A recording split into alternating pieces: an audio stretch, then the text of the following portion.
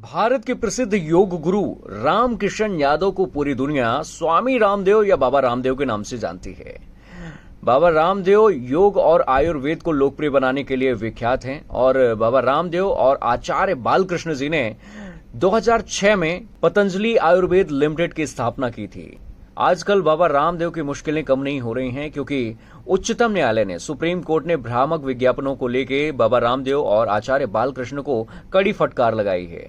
यह मामला शुरू हुआ था 2 अप्रैल 2022 से, जब इंडियन मेडिकल एसोसिएशन यानी आईएमए ने पतंजलि के खिलाफ एक याचिका दायर की थी, जिस याचिका में कई सारी बातों का जिक्र किया गया कि बाबा रामदेव ने एलोपैथी के बारे में बहुत ही नकारात्मक बातें कही हैं और उन्होंने इस बात का भी जिक्र किया है कि एलोपैथी की दवाइयां किसी काम की नहीं होती हैं और उन्होंने अपनी पतंजलि की जितनी भी दवाइयां हैं उनका खुलकर प्रचार किया था। लेकिन बाबा रामदेव को इस बात की जानकारी नहीं थी कि ड्रग्स एंड रेमेडीज एक्ट के प्रावधान में यह कहा गया है कि किसी भी बीमारी को साइंटिफिक प्रूफ के बिना ठीक करना या ठीक होने का दावा करना बिल्कुल गलत है और यह पूरी तरह से कानून का उल्लंघन है।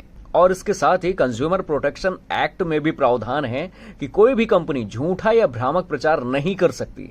अगर वो ऐसा करती है तो यह कानून के उल्लंघन के दायरे में आता है। और बाबा रामदेव ने कई सारी ऐसी बातें और भी कही हैं एलोपैथी के बारे में।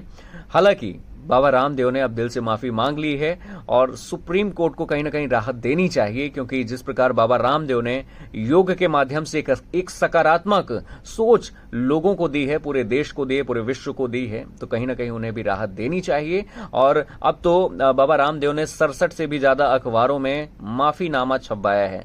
लेकिन सुप्रीम कोर्ट ये कह रही है कि जिस प्रकार जितने साइज में, जिस बड़े साइज में आप अपने पतंजलि का प्रचार करते हैं, क्या आपने उस साइज में माफीनामा मांगा है?